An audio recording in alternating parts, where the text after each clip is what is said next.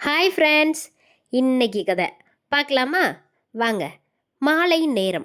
சென்னையின் பரபரப்பான சாலையில் வாகனங்கள் ஒன்றன் பின் ஒன்றாக சென்று கொண்டிருந்தன. வானத்தில் மழை பெய்ய போகும் அறிகுறியாக கருமேகங்கள் சூழ்ந்திருந்தன. அந்த பரபரப்புக்கு நடுவில் பேருந்து நிறுத்தத்தில் தனியாக நின்று கொண்டிருந்தாள் நிலா. அவளுடைய கையில் ஒரு சிறிய கைப்பை, இன்னொரு கையில் கைபேசி. அவள் கடிகாரத்தை பார்த்தாள். இன்னும் 10 நிமிஷம், பேருந்து வந்தாகணுமே. அன்று அலுவலகத்தில் வேலை அதிகமாக இருந்ததால் வழக்கத்தை விட தாமதமாகிவிட்டது.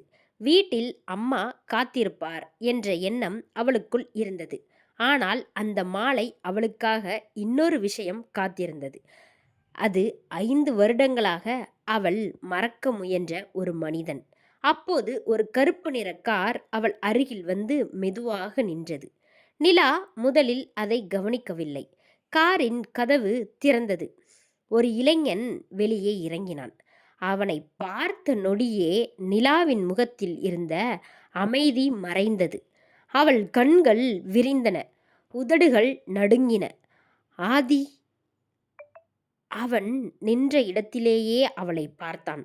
அவனுடைய முகத்திலும் சரி அதிர்ச்சி இருந்தது. அவனுடைய முகத்திலும் சரி அதிர்ச்சி இருந்தது.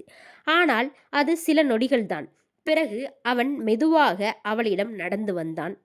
ஆதித்யா 5 வருடங்களுக்கு முன்பு அவளுடைய வாழ்க்கையில் மிக முக்கியமான மனிதன்.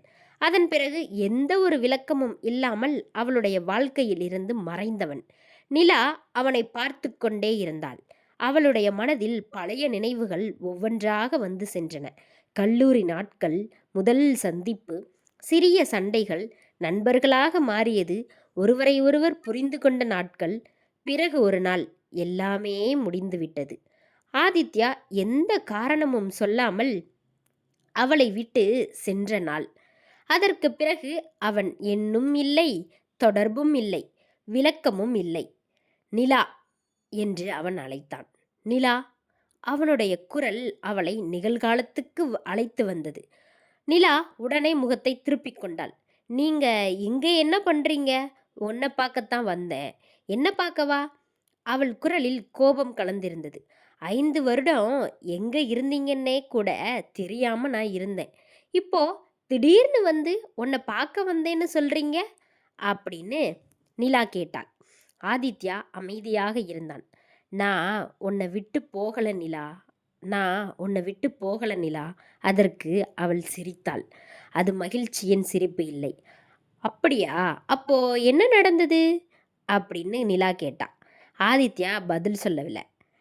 சுற்றிலும் பார்த்தான். இங்கே பேச வேணாம், என்னோட வா என்று கூப்பிட்டான். நிலா உடனே மறுத்தாள். இல்ல நிலா, இல்லைன்னு சொன்னேன். அவள் அவனை நேராக பார்த்தாள். அந்த நாளில் நீங்க என்னை விட்டுட்டு போனப்ப நான் உங்களை தேடினேன், ஃபோன் பண்ணினேன், மெசேஜ் அனுப்பினேன், உங்க நண்பர்களிடமும் கேட்டேன். எங்க போனீங்கன்னே யாருக்கும் தெரியல அப்படின்னு நிலா சொன்னான். ஆதித்யாவின் கண்களில் வலி தெரிந்தது. எனக்கும் வேறு வழி இல்லை. எல்லோருக்கும் ஒரு வழி இருக்கும். சொல்ல விருப்பம் இல்லாததுதான் பிரச்சனை என்று நிலா கூறினாள். நிலா திரும்பி சொல்ல முயன்றாள். அப்போது ஆதித்யா மெதுவாக சொன்னான். உன்னை விட்டு போக உன்னை விட்டு போக நான் விரும்பல அப்படின்னு. உடனே நிலா நின்றாள். அப்போ ஆதித்யா தன் சட்டை பாக்கெட்டில் இருந்து ஒரு பழைய கவரை எடுத்தான். அதை அவளிடம் நீட்டினான். இதனாலதான் இதனாலதான் நிலா கவரை பார்த்தாள். அதன் மேலே அவளுடைய பெயர் எழுதப்பட்டிருந்தது. நிலாவுக்கு மட்டும் என்று. இது என்ன என்று கேட்டாள். 5 வருடங்களுக்கு முன்பு உனக்கு கொடுக்க வேண்டிய கடிதம்.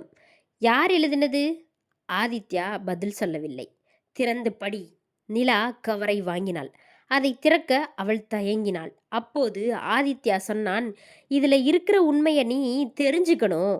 இதுல இருக்கிற உண்மையை நீ தெரிஞ்சுக்கணும். நிலா அவனை பார்த்தாள். என்ன உண்மை? ஆதித்யா மெதுவாக சொன்னான்.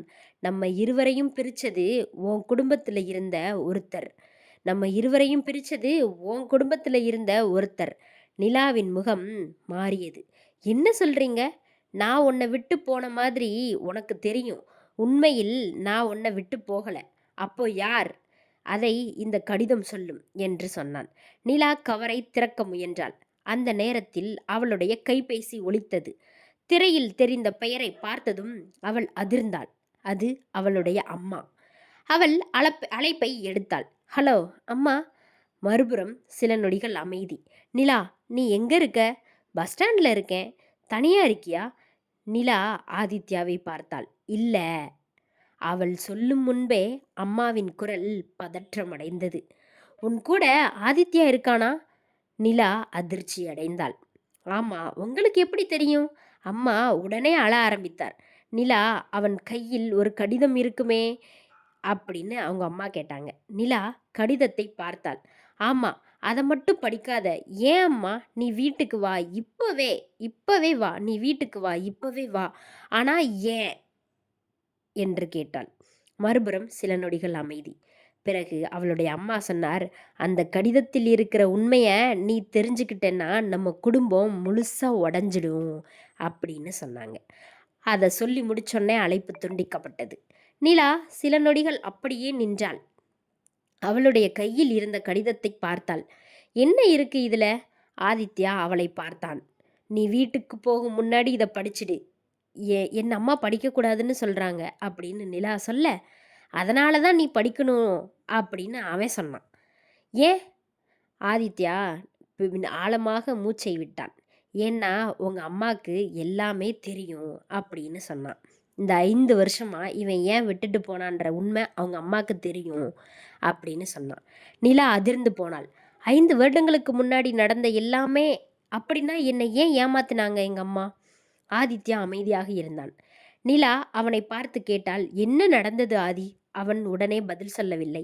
சில நொடிகளுக்கு பிறகு சொன்னான், உன் அப்பாவுக்கு நடந்த விபத்து நினைவிருக்கா என்று கேட்டான். உன் அப்பாவுக்கு நடந்த விபத்து நினைவிருக்கா என்று கேட்டான். நிலாவின் முகம் சோகமாக மாறியது. அதை எப்படி மறக்க முடியும்? 5 வருடங்களுக்கு முன்பு நடந்த அந்த விபத்து தான் அவர்களுடைய குடும்ப வாழ்க்கையையே மாற்றியிருந்தது. அவளுடைய அப்பா மருத்துவமனையில் பல நாட்கள் இருந்தார். அதன் பிறகு அவருடைய உடல்நிலை ஒருபோதும் பழையபடி ஆகவில்லை. அந்த விபத்துக்கு காரணம் ஒரு சாலை விபத்து என்றுதான் எல்லோரும் சொன்னார்கள். ஆனால் ஆதித்யா இப்போது வேறு ஒன்றை சொன்னான். அது சாதாரண விபத்து இல்லை அப்படின்னு. நிலாவின் இதயம் வேகமாக துடித்தது. அப்போ அப்போ என்னாச்சு என்று நிலா கேட்க, ஆதித்யா அவளை நேராக பார்த்தான். அந்த விபத்துக்கு முன்னாடி நடந்த சம்பவத்துக்கும் அந்த விபத்துக்கு முன்னாடி நடந்த ஒரு சம்பவத்துக்கும் நம்ம காதலுக்கும் தொடர்பு இருக்கு அப்படின்னு சொன்னான். என்ன தொடர்பு அப்படின்னு நிலா கேட்டா. அதை நான் சொல்ல முடியாது. ஏன், இந்த கடிதத்தை படிச்சு நீ பாரு, அப்புறம்தான் உனக்கு புரியும் அப்படின்னு சொன்னான். நிலா கவரை இறுக்கமாக பிடித்து கொண்டாள். அப்போது திடீரென்று பலத்த காற்று வீசியது. கவரின் உள்ளே இருந்த ஒரு சிறிய புகைப்படம் கீழே விழுந்தது. நிலா அதை எடுத்தாள். புகைப்படத்தை பார்த்ததும் அவளுடைய முகம் வெண்மையாக மாறியது. அதில் அவளுடைய அப்பா இருந்தார். அவருக்கு அருகில் நின்றிருந்த ஒருவர் ஆதித்யாவின் அப்பா. நிலா அதிர்ச்சியுடன் ஆதித்யாவை பார்த்தாள். இது எப்போ எடுத்தது என்று கேட்டாள். 5 வருடங்களுக்கு முன்னாடி. என் அப்பாவுக்கும் உங்க அப்பாவுக்கும் என்ன தொடர்பு? ஆதித்யா மெதுவாக சொன்னான். அதுதான் நான் கண்டுபிடிக்க 5 வருடம் எடுத்த உண்மை. உங்க அப்பா இப்போ எங்க அப்படின்னு நிலா கேட்க, ஆதித்யாவின் முகம் சோகமாக மாறியது. அவர் 3 வருடங்களுக்கு முன்னாடி இறந்துட்டார். நிலா அமைதியாகிவிட்டாள். இறப்பதற்கு முன்னாடி அவர் என்கிட்ட சொன்ன ஒரு விஷயம். என்ன சொன்னார் தெரியுமா? நிலாவிடம் உண்மையை சொல்லணும் என்று. நிலாவிடம் உண்மையை சொல்லணும் என்று. நிலாவின் கண்களில் குழப்பம். என்ன உண்மை? ஆதித்யா பதில் சொல்லாமல் காரை நோக்கி நடந்தான். என்ன உண்மை என்று அவள் கேட்டதற்கு ஆதித்யா பதில் சொல்லாமல் காரை நோக்கி நடந்தான். இன்னைக்கு நீ வீட்டுக்கு போ. அப்போ இந்த கடிதம் படிச்சுட்டு நாளைக்கு வந்து என்ன சந்தி. எங்கே என்று கேட்டாள். ஆதித்யா ஒரு முகவரியை அவளிடம் கொடுத்தான். நாளைக்கு மாலை 6 மணி. நிலா அந்த முகவரியை பார்த்தாள். அது அவளுக்கு நன்றாக தெரிந்த இடம். அது அவளுடைய கல்லூரி. 5 வருடங்களுக்கு முன்பு அவர்களுடைய கதை தொடங்கிய இடம். அவள் ஆதித்யாவை மீண்டும் பார்த்தாள். நீங்க நாளைக்கு வருவீங்களா என்று கேட்டாள். ஆதித்யா சிறிது நேரம் அவளை பார்த்துவிட்டு, இந்த முறை உன்னை நான் காத்திருக்க வைக்க மாட்டேன். இந்த முறை நான் உன்னை காத்திருக்க வைக்க மாட்டேன் என்று சொல்லிவிட்டு காரில் ஏறினான். கார் அங்கிருந்து சென்றது. நிலா மட்டும் அங்கேயே நின்று கொண்டிருந்தாள். கார் அங்கிருந்து சென்றது. நிலா மட்டும் அங்கேயே நின்று கொண்டிருந்தாள். அவளுடைய கையில் அந்த பழைய கடிதம். மனதில் 1000 கேள்விகள். அவள் வீட்டுக்கு திரும்பும் வழியெல்லாம் அந்த கடிதத்தை திறக்கவில்லை. வீட்டுக்குள் சென்றதும் அம்மா அவளை பார்த்தார். நிலாவின் கையில் இருந்த கவரை கண்டதும் அம்மாவின் முகம் மாறியது. நிலாவின் கையில் இருந்த கவரை கண்டதும் அவர் அம்மாவின் முகம் மாறியது. நீ அதை வாங்கிட்டியா? ஆமா. நான் என்ன சொன்னேன்? படிக்கக்கூடாதுன்னு சொன்னீங்க. அம்மா அமைதியாக இருந்தார். நிலாவின் குரல் நடுங்கியது. 5 வருடமா நான் ஒரு கேள்விக்கு பதில் தேடிட்டு இருக்கேன் அம்மா என்று சொன்னாள். என்ன கேள்வி? என்ன கேள்வி சொல் என்று அவருடைய அம்மா கேட்டார். ஆதித்யா ஏன் என்னை விட்டுட்டு போனா அப்படின்னு கேட்டா. அதுக்கு அவங்க அம்மா தலை குனிஞ்சு நின்னாங்க. நிலா மெதுவாக கவரை மேஜை மீது வைத்தாள். இன்னைக்கு எனக்கு பதில் வேணும் அம்மா. எதுவும் சொல்லவில்லை. நிலா கவரை திறந்தாள். உள்ளே ஒரு கடிதம். அதன் முதல் வரியை படித்ததும் அவளுடைய கண்களில் கண்ணீர் வந்தது. அதில் எழுதப்பட்டிருந்தது, நிலா, நான் உன்னை விட்டு சென்றது என் முடிவு இல்லை. அதில் எழுதியிருந்த முதல் வரி, நிலா, நான் உன்னை விட்டு சென்றது என்னோட முடிவு இல்லை. அடுத்த வரியை படிக்க அவன் தயாரானா. அதற்கு முன்பே அவளுடைய அம்மா கையை பிடித்தார். நிலா, தயவு செய்து இந்த கடிதத்தை முழுசா படிக்காத. நிலா மெதுவாக அம்மாவை நோக்கி திரும்பினாள். ஏனம்மா, எதற்கு படிக்கக்கூடாது என்று கேட்டாள். அம்மாவின் கண்களில் கண்ணீர். ஏன்னா அந்த கடிதத்தில் இருக்கிற உண்மை வெளியே வந்தா நம்ம குடும்பம் முழுக்க உடஞ்சிடும். உன் அப்பாவுக்கு நடந்த விபத்து மட்டும் இல்லை, ஆதித்யா உன்னை விட்டு போனதுக்கும் காரணம் நான் தான் அப்படின்னு அவங்க அம்மா சொன்னாங்க. ஆதித்யா உன்னை விட்டு போனதுக்கு காரணமும் நான் தான், உங்க அப்பாவுக்கு நடந்த விபத்துக்கு காரணமும் நான் தான்னு சொன்னாங்க. நிலா அதிர்ச்சியில் உறைந்து போனாள். அவள் கையில் இருந்த கடிதம் கீழே விழுந்தது. அறை முழுவதும் அமைதி. 5 வருடங்களாக அவள் வெறுத்திருந்த மனிதன் உண்மையில் குற்றவாளியா, அல்லது அவள் நம்பிக்கையுடன் இருந்த குடும்பத்தில்தான் உண்மையான ரகசியம் மறைந்திருக்கிறதா என்று அவள் குழம்பினாள். அந்த இரவு நிலாவுக்கு தூக்கம் வரவில்லை. அவள் மீண்டும் மீண்டும் அந்த கடிதத்தை பார்த்தாள். கடைசியில் அதை முழுவதுமாக படிக்க முடிவு செய்தாள். ஆனால் முதல் பக்கத்தை திருப்பியவுடன் அவளுடைய கண்கள் ஒரு பெயரில் நின்றுவிட்டன. அந்த பெயர் அவளுடைய அப்பாவின் பெயர். அதன் கீழே ஒரே ஒரு வரி. அவங்க அப்பா பேருக்கு கீழே ஒரே ஒரு வரி எழுதியிருந்தது. உன் அப்பா இறப்பதற்கு முன்பு என்கிட்ட சொன்ன கடைசி வார்த்தை, நிலாவை ஆதித்யாவிடமிருந்து எப்படியாவது காப்பாற்று. நிலாவை ஆதித்யாவிடமிருந்து எப்படியாவது காப்பாற்று. நிலா கடிதத்தை பார்த்தபடி உறைந்து போனாள். என்ன? அடுத்த பக்கத்தை திருப்பினாள். அங்கே எழுதப்பட்டிருந்த ஒரு வரியை பார்த்ததும் அவளுடைய மூச்சே நின்று போனது. நிலா, உனக்கு தெரியாத இன்னொரு உண்மை இருக்கு. உன் அப்பாவின் விபத்துக்கு முந்தைய இரவு நான் உன் வீட்டில் இருந்தேன் என்று அவன் எழுதியிருந்தான். உன் அப்பாவின் விபத்துக்கு முந்தைய இரவு நான் உன் வீட்டில் இருந்தேன். நிலா அதிர்ச்சியுடன் கடிதத்தை பார்த்தாள்.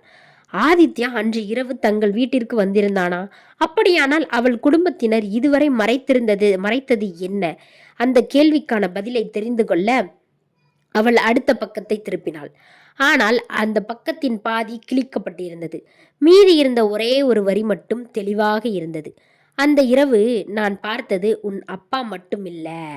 நிலாவின் கைகள் நடுங்கின. அப்போ அங்கே இன்னொருத்தர் இருந்தாங்களா என்று அவள் தனக்குத்தானே கேட்டுக்கொண்டாள். அந்த இரவு வீட்டின் கதவு மெதுவாக தட்டப்பட்டது. இரவு நேரத்தில் யார் வந்திருக்க முடியும்? நிலா கதவை நோக்கி நடந்தாள். அம்மா திடீரென்று அவளை தடுத்தார். கதவை திறக்காதே என்று கூறினாள். நிலா அதிர்ச்சியுடன் அம்மாவை பார்த்தாள். வெளியே மீண்டும் கதவு தட்டப்பட்டது. நிலா அதிர்ச்சியுடன் அம்மாவை பார்த்தாள். ஏன் கதவை திறக்க வேண்டாம் என்று சொல்கிறீர்கள் என்று அதிர்ச்சியுடன் பார்த்தார். மீண்டும் கதவு தட்டப்பட்டது. இந்த முறை சற்று பலமாக. அம்மாவின் முகத்தில் பயம் தெளிவாக தெரிந்தது. நிலா மெதுவாக கேட்டாள், அம்மா, வெளியே யார்? அம்மா பதில் சொல்லவில்லை. சில நொடிகள் கழித்து வெளியிலிருந்து ஒரு ஆண் குரல் கேட்டது. நிலா, கதவை திற. அந்த குரலை கேட்டதும் நிலா அதிர்ச்சியில் உறைந்து போனாள். ஏனென்றால் அந்த குரல் அவளுக்கு மிகவும் பரிச்சயமானது. ஆனால் அந்த மனிதர் இந்த உலகத்திலேயே இல்லை என்று அவள் 5 வருடங்களாக நம்பிக்கொண்டிருந்தாள். அது யார்? அவளுடைய அப்பா. தொடரும். எபிசோட் 2 மறக்காம பாருங்க. பாய். சப்ஸ்கிரைப் பண்ணுங்க.